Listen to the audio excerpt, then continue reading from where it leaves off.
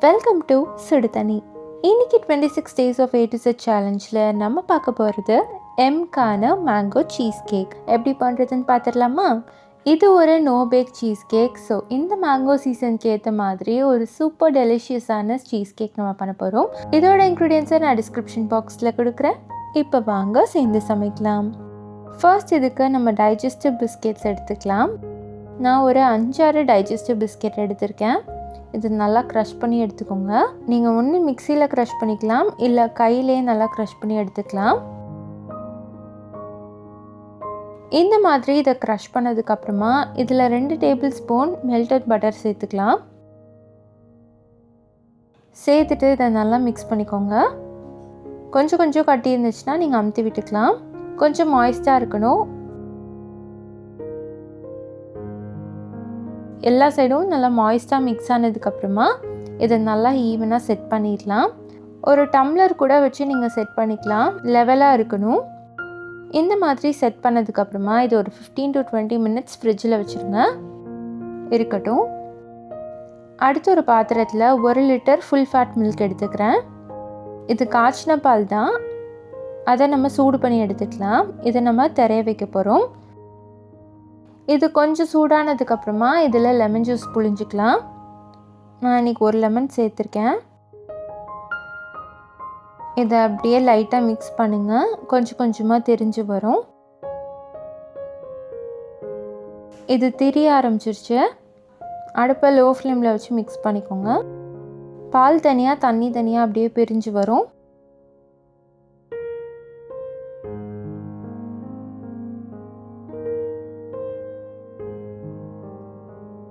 அந்த மாதிரி ஃபுல்லாக பிரிஞ்சதுக்கப்புறமா இதை எடுத்து நம்ம தனியாக வச்சிடலாம்.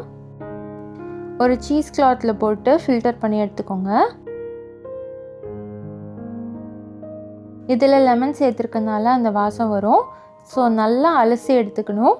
ஒரு 2-3 தடவை கோல்டு வாட்டரில் போட்டு நல்லா அலசிக்கோங்க.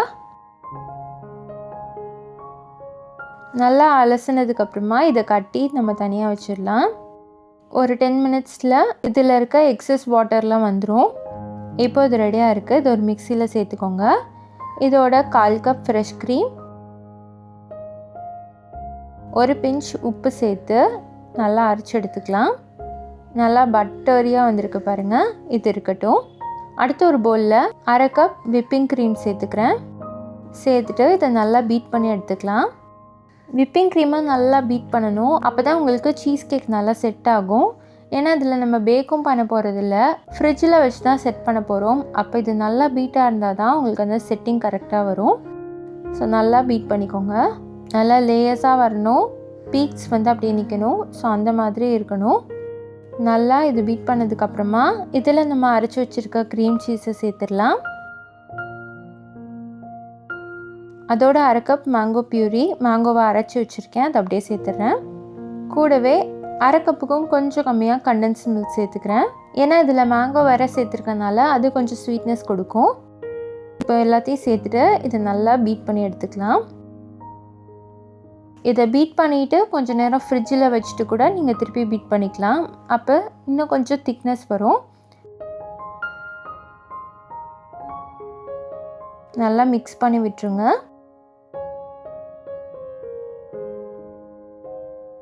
இந்த மாதிரி நல்லா மிக்ஸ் ஆனதுக்கப்புறமா இதை நம்ம செட் பண்ணி வச்சுருக்க அந்த ட்ரேயில் சேர்த்துடலாம்.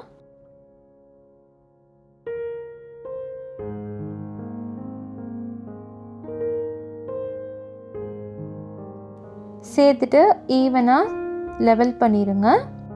இப்போ இதை நம்ம ஓவர் நைட் ஃப்ரிட்ஜில் வைக்க போகிறோம். ஃப்ரீசரில் வைக்க வேணாம், நார்மல் ஃப்ரிட்ஜில் 8 மணி நேரம் வச்சுக்கோங்க. இருக்கட்டும். அது செட் ஆனதுக்கப்புறமா நம்ம லாஸ்ட் லேயரான மேங்கோ ஜெல்லி பண்ண போகிறோம். ஸோ அதுக்கு ஒரு பாத்திரத்தில் 1/4 கப் தண்ணி சேர்த்துக்கிறேன். தண்ணி நல்லா கொதிச்சதுக்கப்புறமா இதில் 1/2 கப் மேங்கோ பியூரி சேர்த்துக்கலாம். மேங்கோவை அரைச்சி பியூரி எடுத்திருக்கேன். இதோட 2 டேபிள் ஸ்பூன் சர்க்கரை சேர்த்துக்கலாம். சேர்த்துட்டு நல்லா மிக்ஸ் பண்ணிக்கோங்க. இது நல்லா ஒன்று போல் கலந்து வரணும். நல்லா மிக்ஸ் பண்ணிட்டே இருங்க. இது கட்டி இல்லாமல் பார்த்துக்கோங்க. இந்த மாதிரி நல்லா கொதிச்சு வந்ததுக்கப்புறமா இதில் 1 டீஸ்பூன் அகர் அகர் சேர்த்துக்கிறேன். நீங்கள் சைனா கிராஸ் ஜிலட்டின் எது வேணாலும் சேர்த்துக்கலாம். சேர்த்துட்டு நல்லா மிக்ஸ் பண்ணி விட்டுருங்க. அகர் அகர் சேர்த்ததுக்கப்புறமா ஒரு கொதி வரணும். அப்போ தான் அது நல்லா ஆக்டிவேட் ஆகும். ஸோ நல்லா மிக்ஸ் பண்ணிவிட்டு நம்ம அடுப்பு ஆஃப் பண்ணிடலாம். இந்த ஜெல்லி ஒரு 15 மினிட்ஸ்லேயே செட் ஆகிடும். இப்போ இது கொதிக்க இருக்குது. ஸோ கொஞ்சம் ஆற வச்சிடலாம். இது சூடாக இருக்கிற வரைக்கும் ஜெல்லி கன்சிஸ்டன்சி வராது. ஸோ ஆறும் போது நம்ம அதில் மாற்றிக்கலாம். இப்போ பார்த்தீங்கன்னா 8 hours இது நல்லா செட் ஆகிடுச்சு. இந்த மாதிரி செட் ஆனதுக்கப்புறமா இதுக்கு மேலே நம்ம மேங்கோ ஜெல்லியை சேர்த்துடலாம்.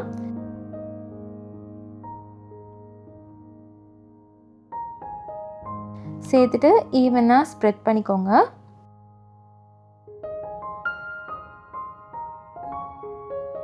இது 15 மினிட்ஸ்லேயே செட் ஆகிடும்.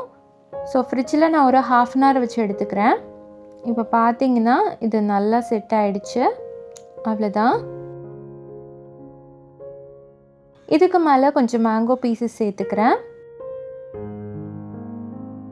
நீங்கள் நார்மல் மேங்கோ பீஸ் சேர்த்து சர்வ் பண்ணலாம். அவ்வளோதான். நம்மளோட மேங்கோ சீஸ் கேக் இப்போ சூப்பராக ரெடி ஆகிடுச்சு. இது அவ்வளோ பர்ஃபெக்டாக இருந்துச்சு. பர்ஃபெக்டான ஸ்வீட்னஸ், பர்ஃபெக்டான டெக்ஸ்சர், ஜெல்லி கூட செம்ம பர்ஃபெக்டாக வந்துருந்துச்சு. ஸோ நீங்களும் இந்த நோ பேக் மேங்கோ சீஸ் கேக்கை இதே மாதிரி செஞ்சு கண்டிப்பாக என்ஜாய் பண்ணுங்கள். இந்த வீடியோ உங்களுக்கு பிடிச்சிருந்தால் லைக் பண்ணுங்கள். சுடு தண்ணி சேனலை சப்ஸ்கிரைப் பண்ணுங்கள். தேங்க்யூ.